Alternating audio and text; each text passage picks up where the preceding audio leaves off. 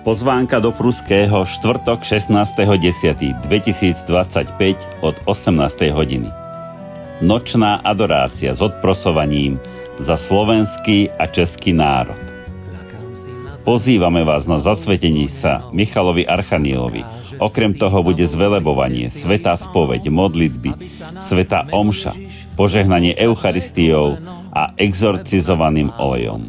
Je tu možnosť ubytovania priamo v Pruskom, 100 metrov od kostola. Noc milostí v Pruskom, adorácia, odprosovanie, zriekanie, zvelebovanie, svätý ruženec, korunka k Božiemu milosrdenstvu, pobožnosť k svätej tváre, svätá hodinka, svätá omša, eucharistické požehnanie a svätá spoveď. Program je nasledovný. O 18. hodine otec Martin Dudok Prečo Panna Mária plače. O 19.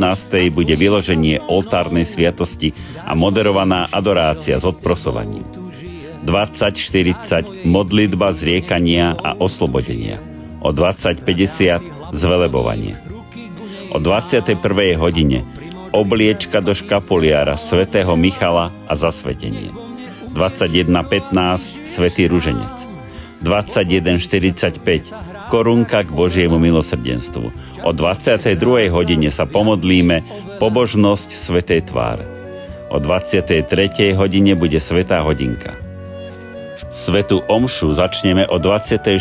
hodine a o 0:45 bude litánie s modlitbami. O 1 hodine ráno bude záverečné požehnanie so sviatosťou oltárnou a exorcizovaným olejom. Modlitba zadozučinenia. Pretože pohár Božej spravodlivosti je plný, preplnený, už preteká. Len mohutná sila modlitby a odprosujúceho pokánia ochránia svet pred tým, čo mu pripravila Božia spravodlivosť. Počúvnite aspoň teraz hlas vašej nebeskej matky. Potrebujem toľko odprosujúcej modlitby a ochotne obetovaného utrpenia. Tešíme sa na každého z vás. Pozývame vás k osobnej účasti. Nočná adorácia.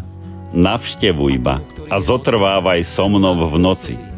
A ja budem pracovať pre teba počas dňa.